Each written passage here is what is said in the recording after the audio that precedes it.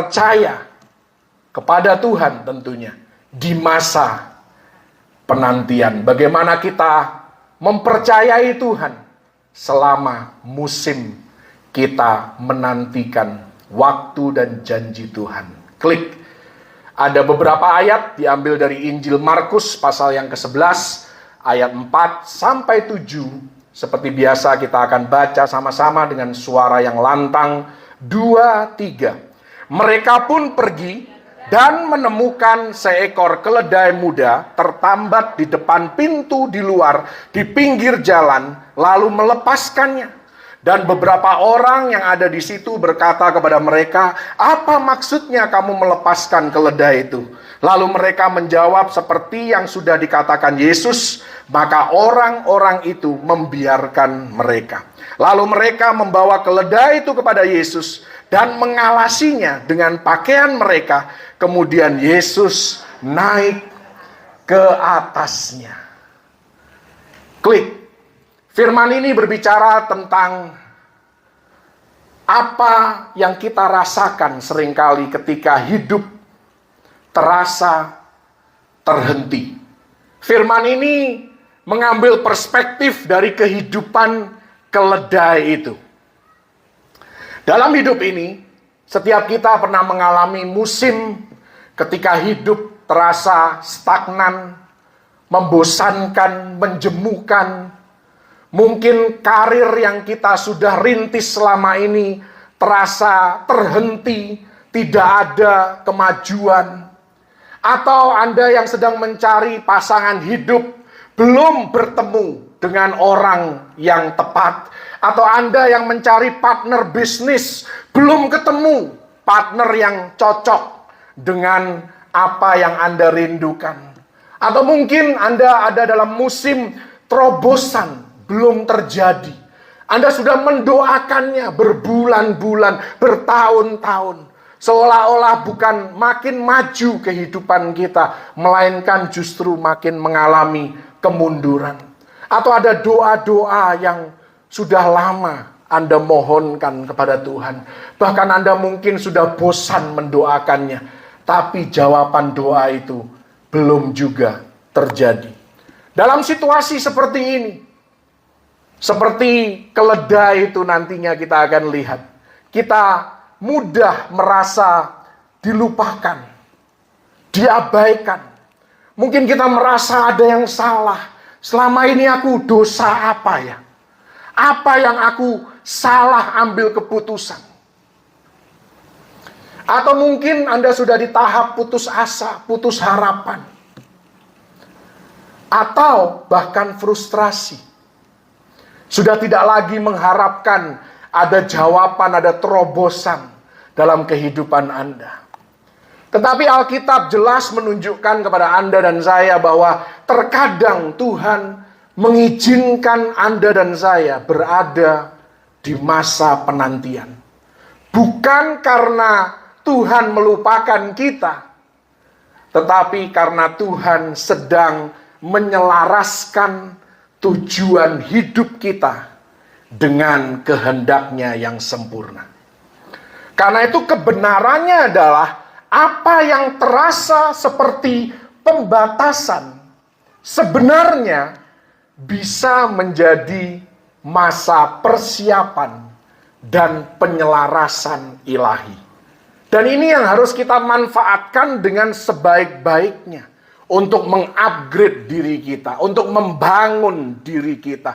Supaya pada waktunya Tuhan, janji itu digenapi. Anda dan saya siap untuk mengelolanya dengan sebaik-baiknya. Beberapa ayat berikut ini mendorong kita untuk tetap percaya pada kedaulatan Tuhan, pada pengaturan Tuhan atas hidup kita. Mazmur 31 ayat 16, masa hidupku ada di dalam tangan-Mu. Pengkhotbah 3 ayat 11, Tuhan membuat segala sesuatu indah pada waktunya. Habakuk 2 ayat 3, penglihatan itu masih menanti saatnya. Apabila berlambat-lambat, nantikanlah itu. Kita harus tetap percaya dalam kehidupan kita, klik, bahwa Tuhan punya waktu yang sempurna untuk hidup kita, untuk anak-anak kita, untuk keturunan kita, untuk keluarga kita, untuk bisnis kita, untuk studi kita. Tuhan punya waktu yang sempurna. Dia tidak pernah terlalu terlambat, dia tidak pernah terlalu cepat. Dia selalu tepat pada waktunya.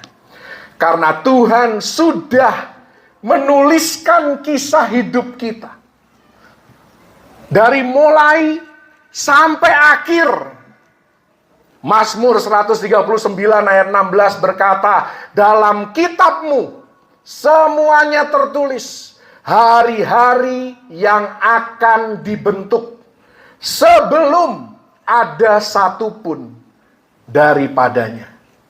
Kita tidak tahu hari esok, bahkan kita tidak tahu 1 jam dari sekarang apa yang akan terjadi, tapi Tuhan sudah tahu. Bahkan sebelum kita lahir pun Tuhan sudah tahu masa depan kita. Wow, artinya Tuhan tahu apa yang kita butuhkan.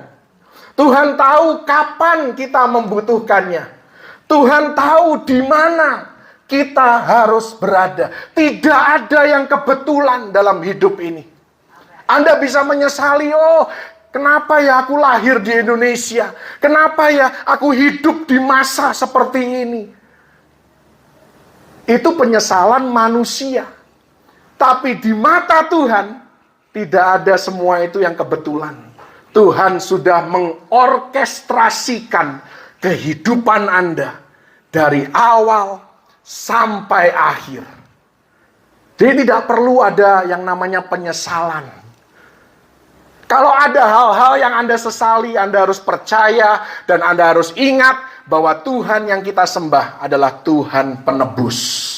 Dia sanggup untuk menebus apa yang hilang, bahkan memulihkan lebih daripada apa yang kita punya sebelumnya. Haleluya. Jadi tidak ada sesuatu yang terjadi terlalu cepat, dan Tuhan tidak pernah terlambat, itu sudah pasti. Karena itu Yesaya 30 ayat 18 berkata, berbahagialah semua orang yang menanti-nantikan Dia. Artinya, menantikan Tuhan itu bukan hukuman. Kan seringkali kita merasa kita harus menunggu karena mungkin ada dosa dalam hidup kita. Mungkin ada kesalahan yang kita buat. Tapi di sini dikatakan berbahagialah orang yang menanti-nantikan Tuhan. Kalau Anda ada di masa penantian, ada di masa transisi hidup Anda adalah orang yang sepatutnya berbahagia. Karena menunggu adalah suatu kebahagiaan. Bukan sebuah hukuman. Kebenarannya menunggu adalah persiapan. Haleluya. Bahkan di masa penantian ini, sifat dan karakter kita sedang diungkapkan. Hal-hal yang mungkin harus kita urus, kita bereskan, kita minta Roh Kudus untuk kikis dalam kehidupan kita, sedang dimunculkan di masa penantian. Apakah kita cukup sabar? Apakah kita cukup rendah hati untuk menerima penggenapan janji Tuhan? Tuhan sedang mempersiapkan kita. Karena itu jangan pernah mengutuki masa penantian. Masa di mana kita harus menunggu, masa di mana segala sesuatu terlihat tidak menentu. Bahkan tidak ada harapan, suram, semuanya gelap. Anda adalah orang yang berbahagia. Haleluya. Dan bicara soal pembatasan ilahi, klik. Mari kita belajar dari keledai muda yang terikat ini. Dalam Markus 11 ayat 2, tadi kita baca, atau ayat yang di atasnya, Yesus menyuruh murid-muridnya mengambil seekor keledai muda yang sedang terikat dan belum pernah ditunggangi. Keledai ini terikat sepanjang hidupnya. Kita tidak tahu umurnya berapa, sudah berapa tahun dia terikat. Bayangkan dari sudut pandang keledai itu, dia melihat hewan lain lari bebas ke sana kemari. Keledai ini melihat yang lain dipakai dan dipilih. Mungkin keledai ini bertanya-tanya, mengapa aku tetap terikat? Kenapa aku tidak bisa bebas seperti orang lain? Mengapa aku belum berfungsi seperti aku diciptakan? Tetapi Tuhan punya rencana yang besar atas keledai ini. Sekarang kita bisa dengan mudah ngomong karena kita sudah tahu akhir daripada cerita ini. Tapi bayangkan Anda mengikuti proses kehidupan keledai itu. Berapa lama dia sudah terikat? Berapa lama dia kesepian dan bertanya-tanya tentang rencana Tuhan dalam hidupnya. Dan keledai, saya mau katakan, keledai bukanlah hewan yang bodoh. Anda bisa nanti cari di Google. Keledai ini binatang yang sangat-sangat cerdas.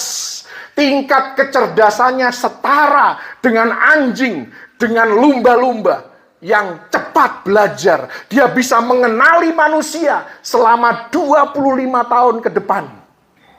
Keledai. Jadi jangan bilang bahwa keledai itu binatang yang bodoh. Anda akan terlihat bodoh ketika menganggap keledai adalah binatang yang bodoh. Keledai tidak akan jatuh ke lubang yang sama 2 kali. Tidak akan.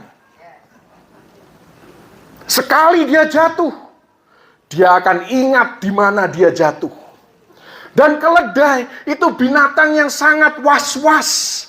Dia tahu ketika ada bahaya di depan, dia akan berhenti. Seperti di kasus Bileam kan? Dia melihat malaikat dengan pedang. Dia langsung berhenti. Karena dia binatang yang pintar. Kalau binatang yang bodoh, udah maju aja terus. Nggak peduli dia. Karena dia tahu ada hambatan di depan, ada bahaya di depan. Dia harus hati-hati, makanya dia nyingkir kan. Dia mepet-mepet ke tembok. Sampai kakinya Bileam mungkin ya baret ya kan. Ngamuklah dia. Ngomonglah akhirnya keledai itu kan. Jadi keledai ini bukan binatang yang dungu, bukan. Binatang yang sangat-sangat cerdas. Dia mampu mengevaluasi keadaan yang membahayakan. Jadi tidak berlebihanlah kalau saya menginterpretasikan kisah ini. Bahwa keledai ini mungkin bertanya-tanya. Kenapa? Kenapa? Kenapa? Banyak pertanyaan yang dia bisa tanya. Tapi yang luar biasa kalau Anda research tentang keledai. Keledai ini binatang yang sabar menanti. Dia punya hati yang luas. Dia tidak mudah komplain. Sekalipun bebannya berat yang dia harus pikul, dia tetap akan maju. Dia nggak peduli seberapa berat yang dia tanggung. Selama dia masih punya kekuatan, dia akan tetap berjalan maju. Hatinya luas. Tidak pernah komplain kepada tuannya. Apapun yang tuannya buat. Bagi keledai itu. Karena itu, Zakaria 9 ayat 9 ini kontrasnya. Ya, ini nubuatannya sebenarnya. 500 tahun sebelum Injil Markus terjadi. Zakaria 9 ayat 9 dikatakan di sana, lihat rajamu datang kepadamu, ia lemah lembut dan mengendarai seekor keledai beban muda. Disinilah keledai itu menyadari bahwa selama ini aku bukan dilupakan, tetapi aku sedang dipersiapkan. Ketika Anda mengalami penggenapan janji Tuhan, barulah Anda akan sadar bahwa oh, masa penantian itu adalah Tuhan sedang mempersiapkan aku. Jadi mungkin kita merasa terikat hari ini. Tapi saya mau katakan Tuhan tidak melupakan Anda. Tuhan tahu keberadaan hidup Anda. Tuhan mungkin sedang mempersiapkan Anda untuk tujuan yang lebih besar lagi. Haleluya. Mazmur 105 ayat 19 ditulis tentang Yusuf. Dikatakan di sana bahwa Yusuf terbelenggu. Dia bukan tahanan yang bebas bergerak. Tangan kakinya dirantai. Dia tidak bebas. Kesetiaan Yusuf dijalani dengan kondisi terikat. Ini luar biasa. Dan di ayat 19 dikatakan di sana, sampai saat firman-Nya sudah genap. Dan janji Tuhan membenarkannya. Baru Yusuf mengalami kelepasan. Untuk tujuan yang lebih besar. Menyelamatkan bukan hanya keluarganya, tetapi juga seluruh dunia yang mengalami masa kelaparan hebat pada waktu itu. Amsal 16 ayat 9, firman Tuhan, hati manusia memikir-mikirkan jalannya, tetapi Tuhanlah yang menentukan arah langkahnya. Tepuk tangan bagi Yesus. Haleluya. Kita gali lebih dalam lagi, klik. Saat kita merasa dilupakan, Tuhan tahu setiap detail kehidupan kita. Berapa banyak yang tahu di sini berapa helai rambut yang Anda punya di kepala Anda? Nggak ada yang tahu kan? Kalau ada yang rontok pagi hari, ya kita lagi keramas atau malam hari, terserah Anda waktu keramasnya kapan. Ada yang rontok, ada yang tahu berapa helai yang rontok? Pernah dihitung? Tuhan tahu berapa banyak helai rambut yang Anda punya di kepala Anda sekarang. Dan ketika rambut itu rontok, Tuhan tahu rambut nomor berapa yang rontok. Wow. Bicara nomor ini, saya bekerja di perusahaan sawit. Jadi saya tahu kalau mau ngecek berapa banyak pupuk yang diperlukan untuk tahun depan, orang riset itu harus melakukan yang namanya leaf sampling. Ambil sampel daun dari pohon tertentu. Itu nomornya harus pelepah yang ke-17 diambil. Tidak boleh yang lain. Harus pelepah yang ke-17. Karena itu masa transisi dari vegetatif menjadi generatif. Vegetatif ini untuk menghasilkan supaya pohonnya jagur. Generatif itu untuk menghasilkan buah. Persis harus pelepah nomor 17. Sepresisi itulah Tuhan kita. Dia sangat presisi. Kalau Anda ambil dari pelepah nomor 18, nggak akan dapat sampel yang akurat. Sehingga nanti dosisnya pun salah. Untuk mendapatkan dosis yang tepat, harus pelepah 17 yang diambil. Demikian rincinya Tuhan mengatur alam semesta.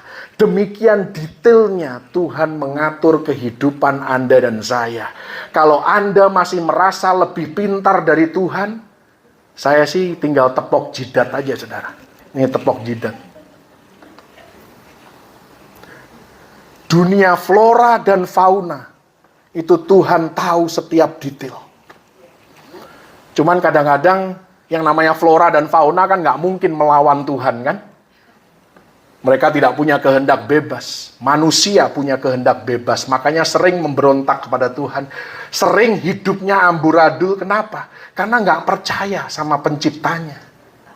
Hanya karena kita punya kehendak bebas. Kita suka-suka kita. Kita atur timing hidup kita sendiri. Tuhan bilang tunggu. Kita bilang, aku sudah butuh kemarin Tuhan. Maunya cepat. Semuanya terburu-buru, semuanya tergesa-gesa. Karena manusia punya kehendak bebas, makanya yang amburadul itu bukan flora dan fauna. Yang amburadul itu kehidupan manusia seringkali. Karena itu, mari mulai hari ini lebih lagi percaya pada waktunya Tuhan, pada kehendak Tuhan, karena Dia yang sempurna, Anda dan saya terbatas. Haleluya! Maukah Anda mempercayakan hidup Anda lebih lagi kepada Dia yang tahu apa yang terbaik untuk hidup Anda? Memang gak mudah. Tidak mudah. Tapi Yesus tahu di mana keledai itu berada, di sebuah desa kecil. Bagaimana keledai itu terikat, dia terikat di rumah tertentu, di pinggir jalan tertentu. Apa yang akan dikatakan orang, Yesus sudah tahu.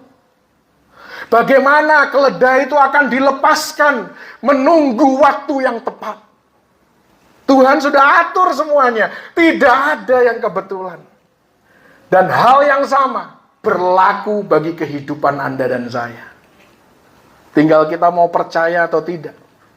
Mazmur 37 ayat 23 jelas di sana dikatakan, Tuhan menetapkan langkah-langkah orang yang hidupnya berkenan kepadanya. Bagaimana aku tahu bahwa aku berkenan kepada Tuhan? Karena Anda hidup di dalam Kristus. Semua orang yang hidup di dalam Kristus, semua orang yang ditebus oleh darah Yesus adalah orang yang berkenan di hadapan Tuhan. Jangan lagi mempertanyakan perkenanan Tuhan. Mungkin yang membuat hidup Anda penuh dengan keraguan-raguan, penuh dengan pertanyaan, atau mungkin Anda merasa ada yang salah dalam hidupku. Mungkin Anda belum sepenuhnya percaya bahwa Anda adalah orang yang berkenan di hadapan Tuhan. Makanya mengikut Tuhan itu jangan agamawi. Kita harus bangun hubungan. Banyak orang beragama Kristen. Tapi berapa banyak yang benar-benar Kristen di antara yang beragama Kristen? Oh, beragama Kristen gampang. Setiap minggu ke gereja. Mengikuti ritual tertentu. Itu agama Kristen.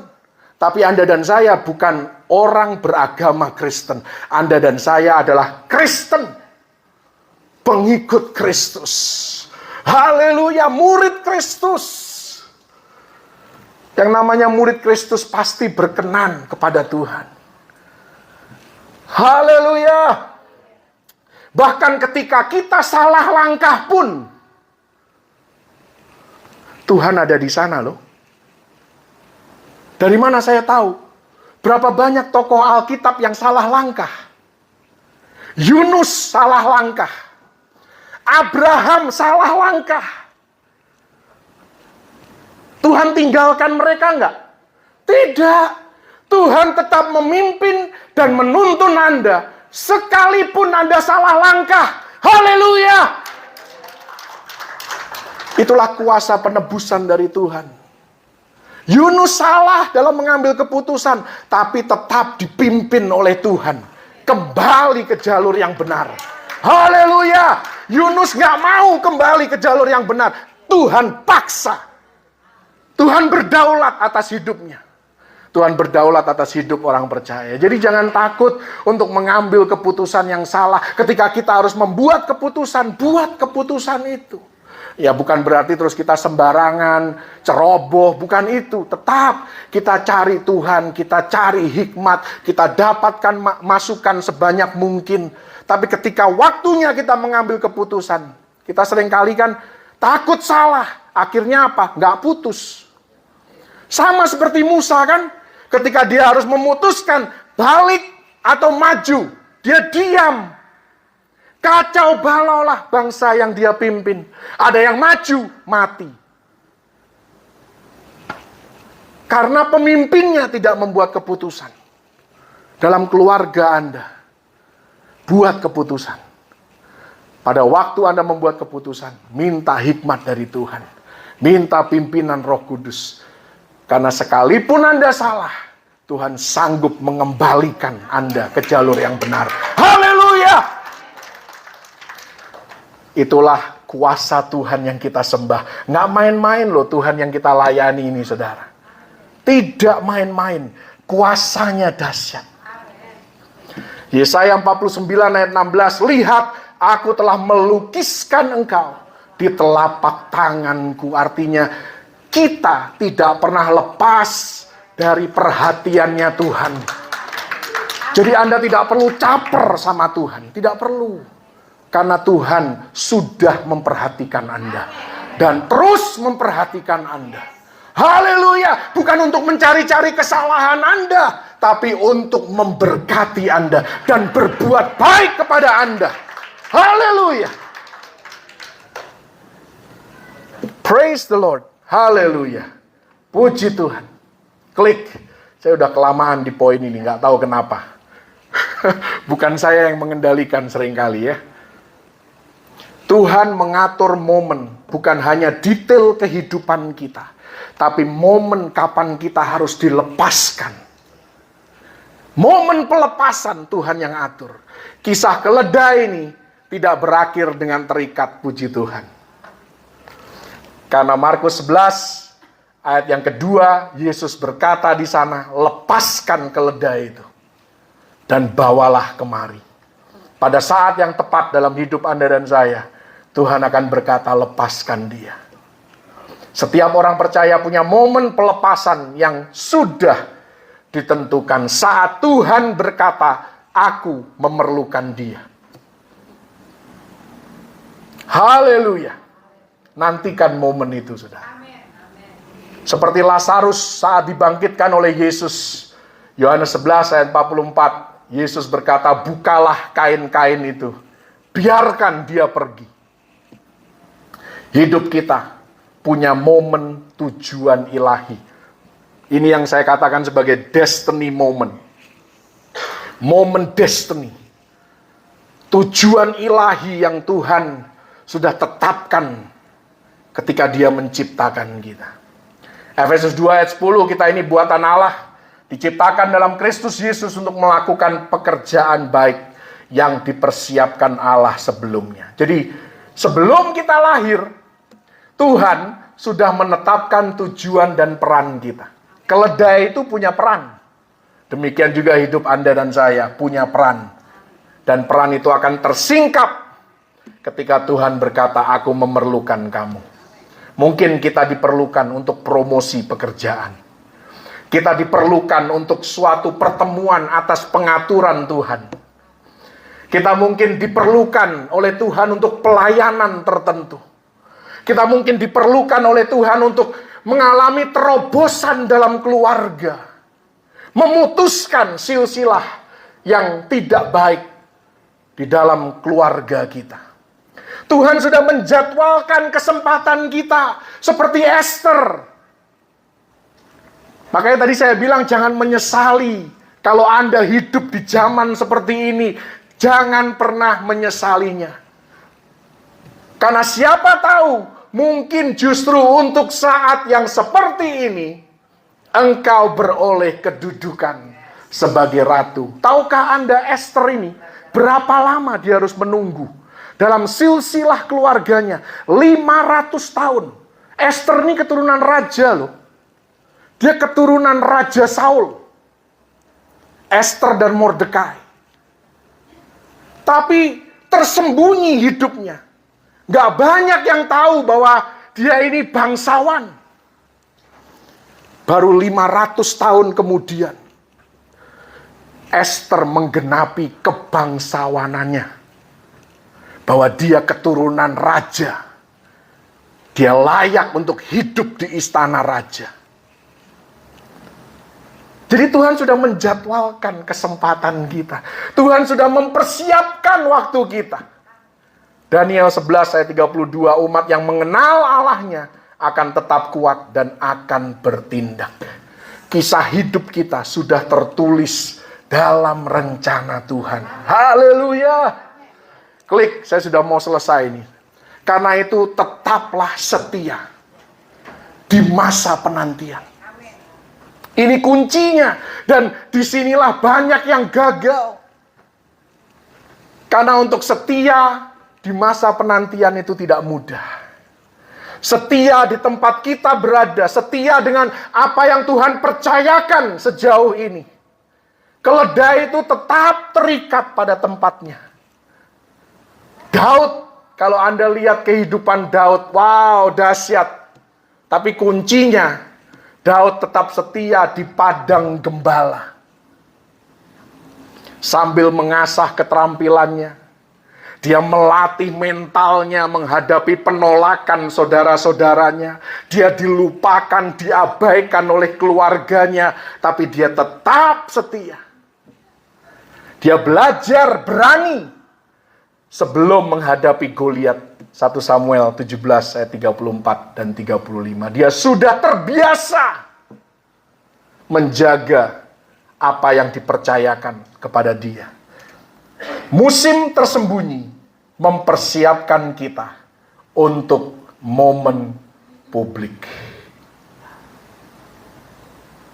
Pimpin pujian itu momen publik. Tapi sebagai pemimpin pujian, sebelum Anda naik ke mimbar ini, saya berharap Anda mempersiapkan diri di balik layar ketika tidak ada orang yang melihat. Karena apa yang Anda persiapkan akan terekspos di momen publik. Apakah Anda siap? Apakah Anda tahu lagu-lagu Anda? Hafal atau tidak? Masuk berhentinya di mana? Transisinya ini hanya ilustrasi ya. Semua WL kita sih udah ahli lah. Ya, tepuk tangan untuk para WL kita. Sesekali bisa salah, itu namanya manusiawi. Robot pun bisa salah. Bisa error kan? Apalagi manusia. Lukas 16 ayat 10, barang siapa setia dalam perkara kecil, ia setia juga dalam perkara yang besar. Tuhan mempromosikan orang yang lulus ujian kecil. Karena itu jangan pandang hina hari-hari peristiwa kecil. Zakaria 4 ayat 10. Semua orang yang dipakai oleh Tuhan melewati suatu proses. Yusuf 13 tahun. Musa 40 tahun. Yesus 30 tahun. Hanya untuk melayani 3,5 tahun. Yesus harus menahan diri, menguasai diri selama 30 tahun. Wow. Karena Tuhan membentuk karakter sebelum panggilan itu aktif dalam hidup kita. Oke, secara cepat klik. Tuhan sanggup membawa kita dari ketidakjelasan kepada pengaruh. Keledai itu berubah dari desa kecil tiba-tiba mengangkut Mesias masuk ke Yerusalem. Dari tidak dikenal menjadi pusat perhatian. Dan Tuhan sering bekerja seperti itu. Karena itu 1 Petrus 5 ayat 6, rendahkanlah dirimu di bawah tangan Tuhan yang kuat, supaya kamu ditinggikannya pada waktunya. Pengkhotbah 9 ayat 11, waktu dan kesempatan dialami mereka semua. Waktu Tuhan mengubahkan segala sesuatu. Secara cepat klik, mari kita lihat kehidupan Daud. Ini kehidupan Daud nih, dari lahir sampai dia meninggalkan dunia ini. Diurapi menjadi raja saat masih muda, tapi setelah diurapi dia kembali ke padang gembala, melakukan perkara kecil sebelum masuk dalam pelayanan di pasukan Raja Saul. Tapi setelah itu prosesnya lebih panjang lagi, dikejar-kejar, hidup di gua, berpindah-pindah, bersembunyi di padang gurun, masa penantian yang panjang, kurang lebih 10 tahun. Daud sebagai DPO. Tapi di setiap fase kehidupannya, Daud percaya waktu Tuhan. Dia mempercayakan hidupnya sepenuhnya kepada Tuhan. Mazmur 27 ayat 14, nantikanlah Tuhan, kuatkanlah dan teguhkanlah hatimu. Masa penantian bukan berarti kita pasif, kita malas-malasan, tapi terus bergerak secara produktif. Itu artinya kita mempersiapkan diri. Haleluya. Dan Tuhan sanggup mengubah musim penantian menjadi musim peluncuran. Praise the Lord. Klik terakhir, benar-benar terakhir ini terakhir benar-benar. Saya kan mencontoh Ibu Dora kan. Kalau mau terakhir itu kan atas nama Bapa, Putra, dan Roh Kudus. Baru amin, ya kan? Memang buah jatuh tidak jauh dari pohonnya. Biasanya begitu. Kita tidak sedang dikekang. Kita dipersiapkan. Jadi ketika hidup kita terasa stagnan, ingat keledai itu. Kita tidak dilupakan, kita tidak diabaikan, kita sedang dipersiapkan. Pada waktunya Tuhan akan berkata, lepaskan dia. Dan ketika hal itu terjadi, pintu akan terbuka. Perkenanan Tuhan dinyatakan. Tujuan hidup kita mulai terlihat. Yesaya 60 ayat 22. Aku Tuhan akan melaksanakannya dengan segera pada waktunya. Haleluya. Klik, klik, klik, klik. Tetap setia.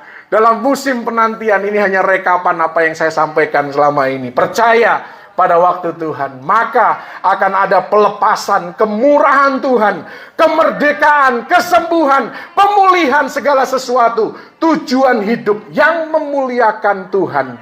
Dalam nama Yesus terjadi atas hidup kita. Haleluya.